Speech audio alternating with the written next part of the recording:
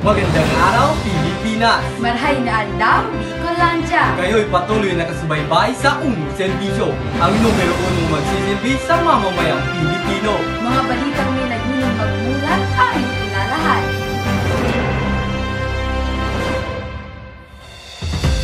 Dating Pangulong Duterte, kasalukuyan ng nasa kustudiya ng ICC.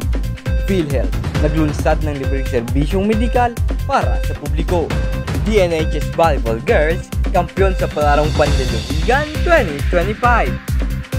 Boses at talento ng mag-aaral ng DNHS, ipinamalas sa pagdiriwang ng National Arts Month 2025.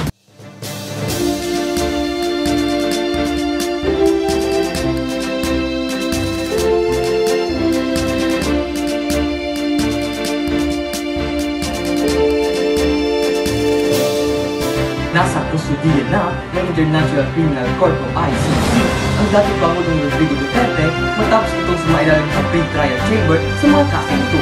Nangunguna para sa balitang iyan si Mara Butin. Mara? Kasalukuyan ang nasa kustudiya ng International Criminal Court o ICC ang dating Pangulong Rodrigo Roa Duterte kasunod ng kanyang pagdating sa Rotterdam The Hague Airport, Netherlands sakay ng isang Gulfstream G550 plane noong gabi ng 12 ng Marso taong kasalukuyan. Matatanda ang inaresto si Duterte ng mga otoridad ng Republika ng Pilipinas alinsunod sa isang warrant of arrest na inilabas ng Pre-Trial Chamber 1 para sa mga kasong murder sa crime against humanity.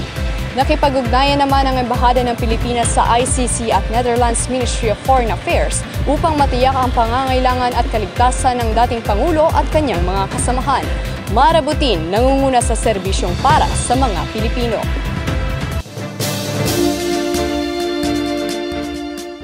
Naglabas ng isang anunsyo ang health insurer na PhilHealth ng kanilang bagong programa na benefit package para sa publiko laban sa epekto ng matinding init. Tinutukan niya ni Sabina Andes. Labis na init, yan ang pangunahing nararanasan ng ating bansa sa panahon ngayon. Dahil dito, naglaan ng PhilHealth ng mga benepisyong medikal para sa mga Pilipinong maaapektuhan ng matinding init ng panahon. Sakop ng nasabing programa ang mga apekto ng matinding init tulad ng heat exhaustion, heat syncope at heat stroke. Ayon kay Dr. Israel Francis Pargas, isa sa pangunahing lunas kung nakakaramdam ng hirap sa paghinga, pagkahilo o pagkawala ng malay dahil sa init ay ang pagpunta sa pinakamalapit na ospital. Dagdag nito, libre makukuha ang mga benepisyo sa PhilHealth. Hindi na rin kinakailangang ma-ospital para lang makuha ito. Kahit walang pampa-ospital at walang dagdag na papeles ang kailangang ihanda ng mga rehistradong miyembro. Inihayag naman ng PhilHealth na ang benepisyo ay depende sa uri ng silid, ngunit may co-payment pa rin sa mga pribadong silid. Sabina Andes, numero 1 nakatutok para sa Serbisyong Pilipino. Maraming salamat Sabina. Para sa balitang pampalakasan, DNHS Volleyball Girls, kampiyon sa palarong panlalawigan 2025. Para sa karagdagang detalye, narito si Heaven Elarsa.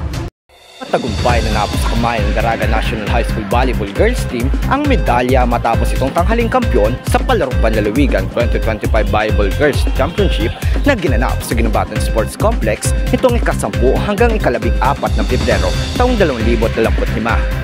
Dahil sa husay at determinasyon ng nasabing koponan, ay tuluyan nilang nasungkit ang kampyonato laban sa koponan ng Pulangi.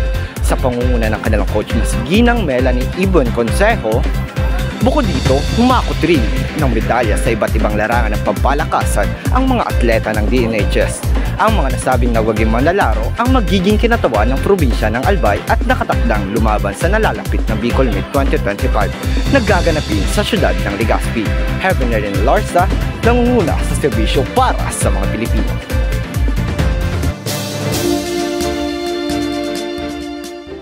Bilang parte ng pagdiriwang ng pambansang mataas na paaralan ng Daraga sa National Arts Month, idinaos ang OPM Song Choral Competition para sa mga mag-aaral ng Igualong Baitang. Para sa karagdagang detalye, narito si Janine Liana. Ipinamalas ng mga mag-aaral sa Ikolong Baitang ang kanilang galing at talento sa pagkanta sa naganap na OPM Song Choral Competition sa The Fort Cover Court ng nasabing paaralan.